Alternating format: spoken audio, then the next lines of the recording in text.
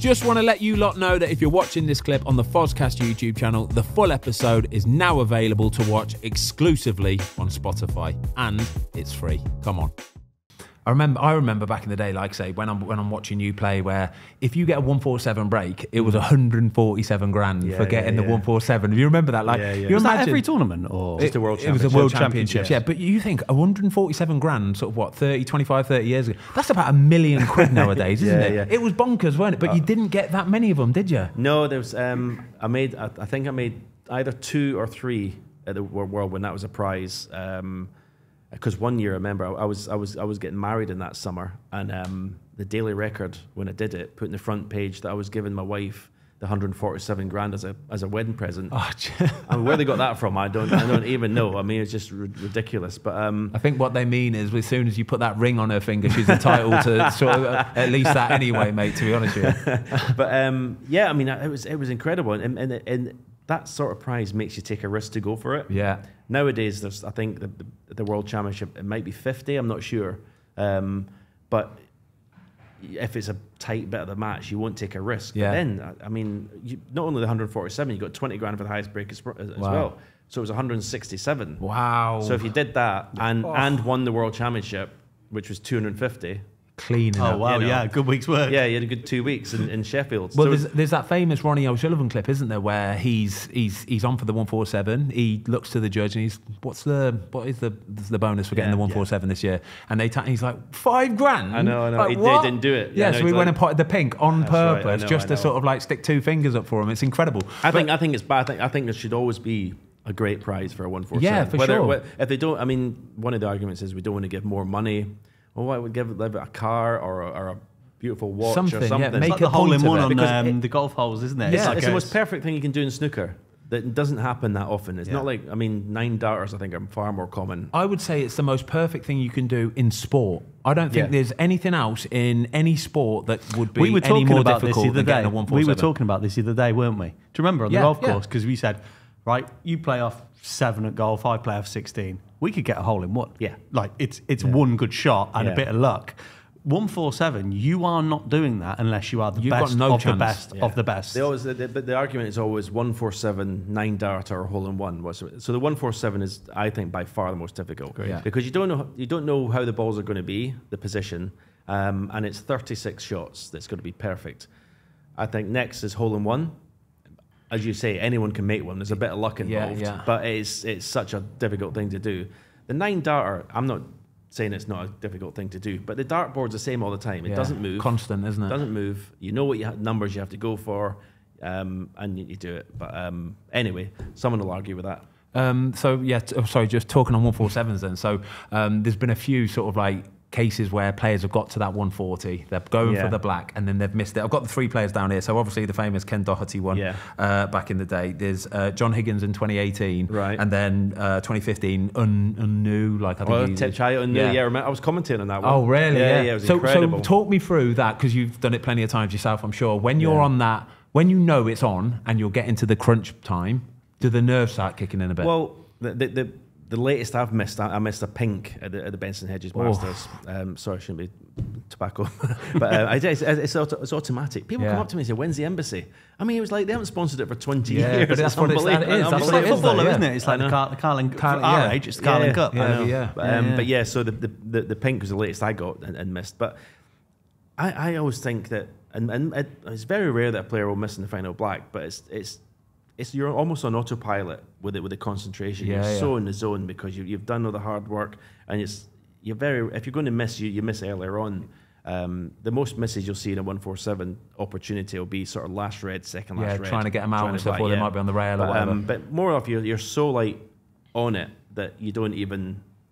You know what's happening, you're nervous, but the concentration... Genuinely, you're still just autopilot. It doesn't even start to touch the sides or anything. No. But I mean, it's the biggest buzz you can have. I mean, it's just like, even in practice, it's amazing. To do 147, it's amazing. It's like I said to you earlier in our video, in our local snooker league, if we get a 30 break, we get in the paper, we get our name in the paper for like a notable break or something like that. And I've genuinely had about about 4 or 5 instances where I've been on a 24, 25 and I'm going for a black and I'm thinking, I'm in the paper here, and then I absolutely bottle it and the hand starts shaking and that's it. It's painful, it is. So fair dues, if you guys can be that laser guided and it is what it is, and you just pot it. Did you ever work, obviously with Ronnie, for example? We've had Professor Steve Peters on the podcast. Right. Fascinating guy. Like in your heyday of playing, was that ever an option to work with psychologists and that side of the game?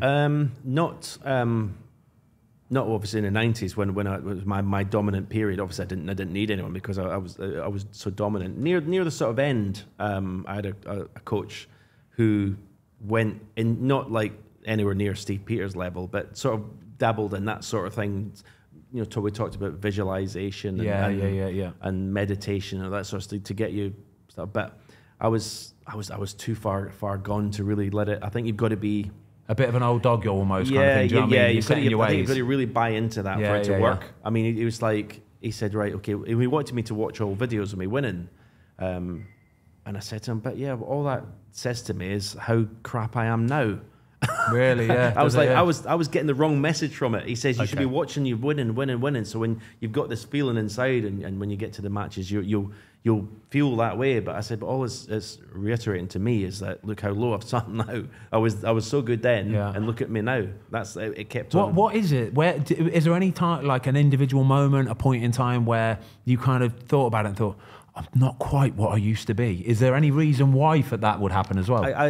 I won my last world title in '99, and I said in my press conference, if I don't win another match, I can be happy with my career. So basically, I'm kind of switching off straight away, saying like, okay, I did win titles after, but not many, no world titles. But I don't know whether mentally it was just I always had that target to get 7. Steve Davis had 6. Yeah, and it was like when I got to 7, I couldn't register right what now. Yeah.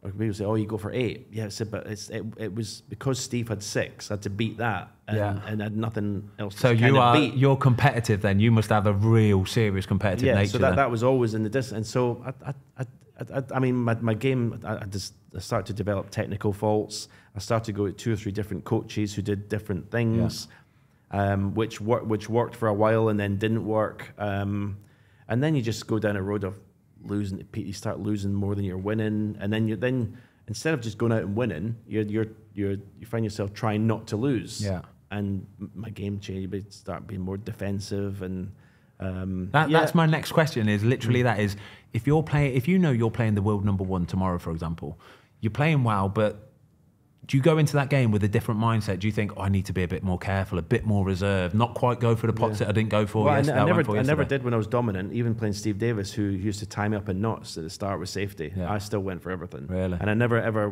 when I was in the 90s, never changed my game for anything. If that wasn't going to do the job, I wasn't going to fall back and start playing safe. So, and I developed sort of technical faults in my cue action, as I said, and would then start to avoid certain shots because I knew I didn't feel right in my cue action to pot them. So I would end up playing the wrong way. It just it's not your game, that, is it? No, and it just snowballed to getting worse and worse. And then at the end, when I retired, I thought, look, I'm not enjoying this. Yeah, I'm not enjoying losing to people I shouldn't lose to. Steve Davis kept playing. I said to him, "What are you doing? You're losing. You shouldn't even be lacing your shoes." He said, "I just treat it as a day out." Really? Yeah, just enjoys it for what it is. I can't do that. I said, for me, the winning is the enjoyment. Yeah. Thanks everybody for watching. We hope you enjoyed this clip of the Fozcast. If you would like to watch the full episode, it is now available exclusively on Spotify for free.